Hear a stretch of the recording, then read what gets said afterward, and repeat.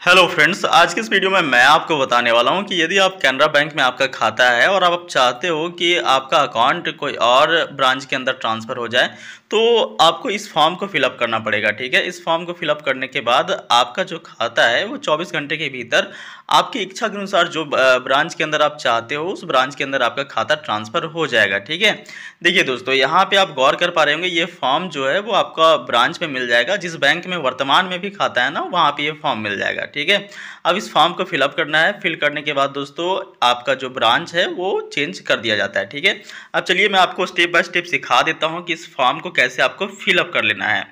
जैसे कि दोस्तों यहाँ पे आप देख पा रहे होंगे कि लिखा हुआ है कैनरा बैंक और यहाँ पे डेट लिखा हुआ है, तो भाई सिंपली आपको यहाँ पे डेट डालना है। ठीक है, अब डेट जो है वो जिस डेट को आप फॉर्म फिलअप कर रहे होगे उस डेट को यहाँ पे फिलअप करना है। और फिर दोस्तों कस्टमर आईडी यहाँ पे लिखना है कि ये कस्टमर आईडी आपके पासबुक में मेंशन होता है पहले पेज के अंदर, तो भाई वहाँ से आप अपना जो कस्टमर आईडी है पहले पेज के अंदर देख ले और फिर यहाँ पे इंटर कर ले। ठीक है, आगे यहाँ पे लिखा हुआ है to branch senior manager Canara bank, तो यहाँ पे आपको सिंपली अपना ब्रांच का नाम लिखना है।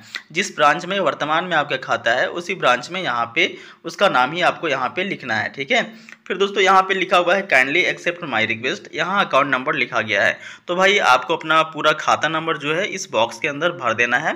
भरने के बाद फिर आपको नीचे आ जाना है। ठीक है, नीचे आने के क्रम में आप देख पा रहे होंगे कई सारे आपको यहाँ पे सीरियल नंबर में दिए गए हैं सारे डिटेल्स। उसमें से दोस्तों एक डिटेल यहाँ पे आपको दिया गया है जो कि आप यहाँ पे देख पा रहे होंगे।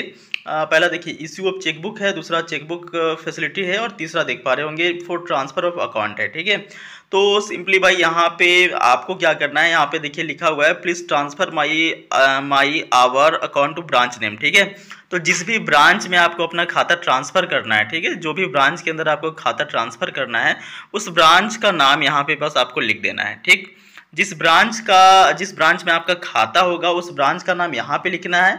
और वहीं दोस्तों जो भी ब्रांच में आप अपना खाता को ट्रांसफ़र करना चाहते हैं उसको आप तीसरा नंबर पॉइंट के अंदर मेंशन कर दीजिएगा। ठीक है, इतना मेंशन करने के बाद भाई अब आपको इस फॉर्म को कहीं छेड़छाड़ करने की आवश्यकता नहीं है, अब आपको सीधा नीचे आ जाना है। ठीक है, अब नीचे आने के बाद भाई यहाँ पे आपको जो है वो देखने को मिल जाएगा सिग्नेचर ऑफ कस्टमर, तो ऊपर में यहाँ पे आपको अपना सिग्नेचर कर देना है और फिर फुल नेम लिखा हुआ है तो फुल नेम के अंदर आपको अपना पूरा नेम यहाँ पे इंटर कर देना है। ठीक है, अब आपको कुछ भी करने की आवश्यकता नहीं है दोस्तों। अब इस फॉर्म को आपको अपने ब्रांच के अंदर जमा कर देना है।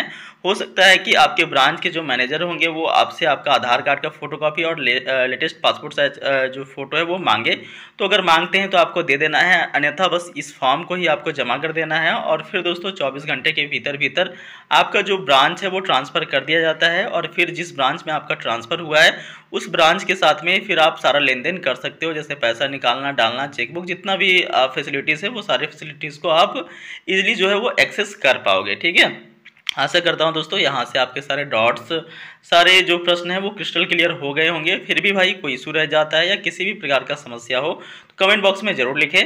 बाकी दोस्तों मिलते हैं अगले वीडियो में, तब तक वीडियो पूरा देखने के लिए बहुत बहुत धन्यवाद।